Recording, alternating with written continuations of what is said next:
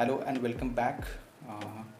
Today we will edit a waterfall photo that is one of my favorite photos that I have taken it on my Redmi Note 8 last year. So I really like that photo. So in this video we will edit that again on Lightroom Mobile app. I will be sharing screen recording with you, and I will be also sharing the preset for download so that you can use it on your waterfall photos. You might need to change temperature and tint a little bit, play with exposure and shadows, so it might be helpful to you. So let's get into this.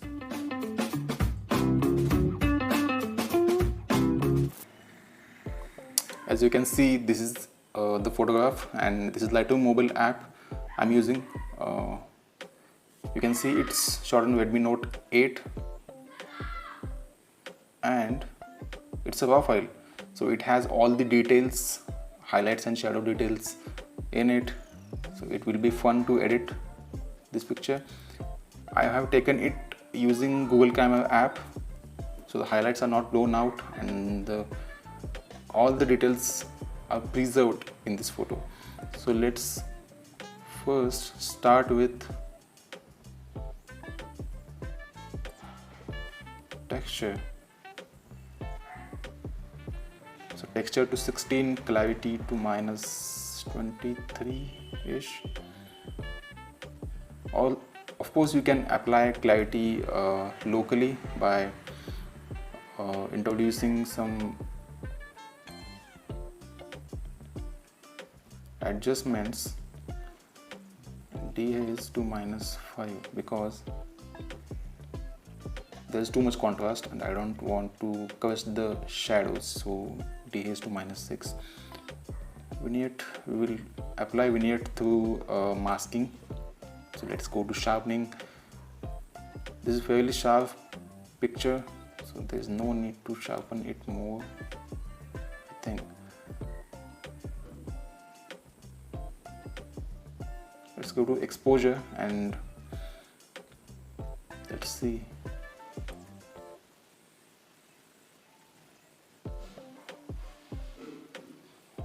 Nothing in highlights actually, because it was a cloudy day. Reduce the whites, use the blacks. You can see how much details the shadows have if it's a raw file. Even if it's shot on a phone, there is too much details in it. So let's go with this one. I'm not gonna change the temperature because this one looks fine.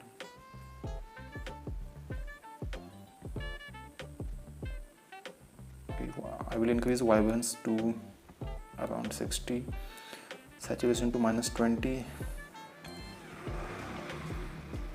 26. Let's go to HSL, and there is not that a blue color, so it will not be effective. Let's go to greens, and I'm going to light up the greens and yellows as well. There is not a lot of orange in this picture, and red. Let's go to color grading section here and start with shadows. In shadows, I will bring the saturation up to 16 and the hue will be about 210. In highlights too, I'm increasing the saturation to 15-16.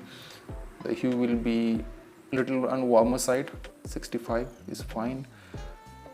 In mid-tones, of course you can do anything with the mid-tones. I'm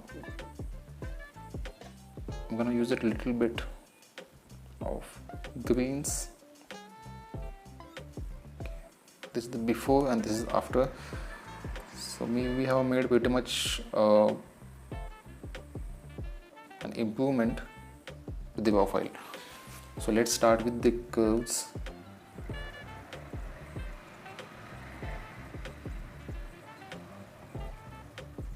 And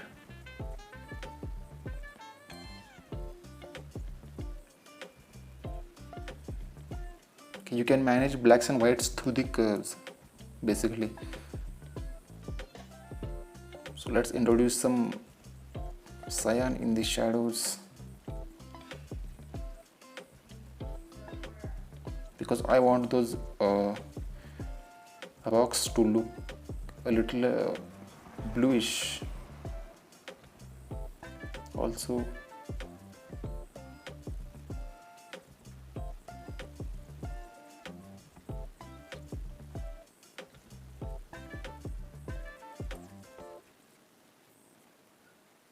it's a bit complicated to manage tone curves with finger, so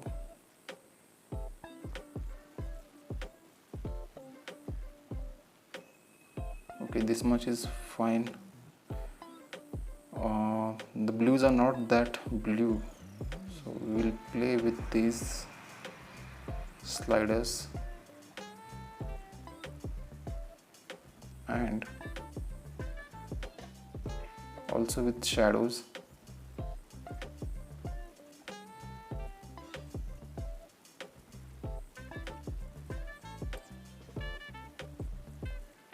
And you can balance the highlight and shadows tones through this balance slider. So I'm going to keep it on cooler side. Next, let's go to the tone curve again, and I'm going to fix some things here.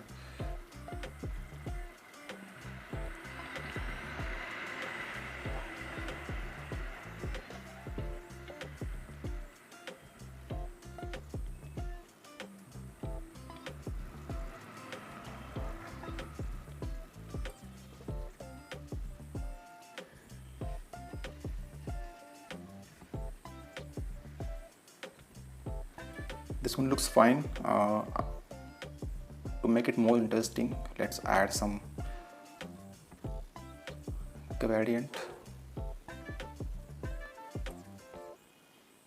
Reduce the feather all the way, increase shadows, and increase clarity. Decrease clarity. You can change the hue. I'm going to make a copy of it and I will keep it here.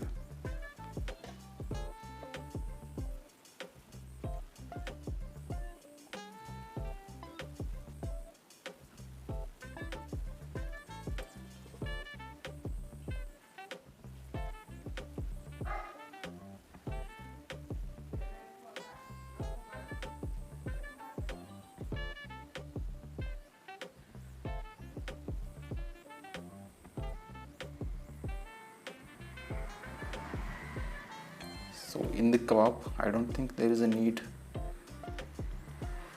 We need to fix the perspective a little bit, like that. Okay, now it looks just fine. About vignette, we can add a radial gradient to this one and decrease the feather and add the shadows and blacks and reduce the exposure.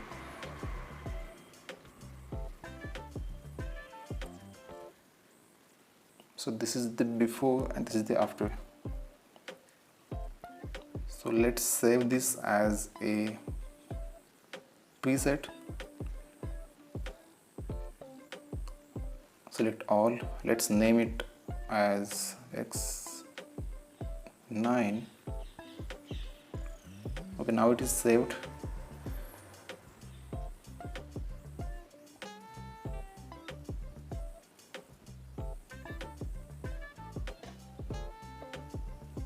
We can do one more more adjustment here. Okay, one more thing I want to tell you, if when you save a preset, don't select the masks. I just did the mistake there. If you select all, the mask will be also included with that preset. So when you are applying this preset on different photos, the mask will be there, so you have to manually delete them or modify them. Let's fix this one.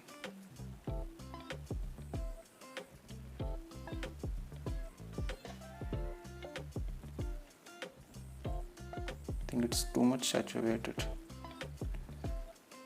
Okay, let's add another one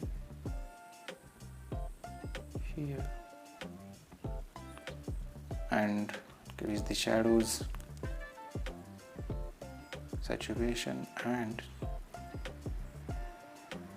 you can make adjustments in the hue, so the selected area will change its hue if you use these settings.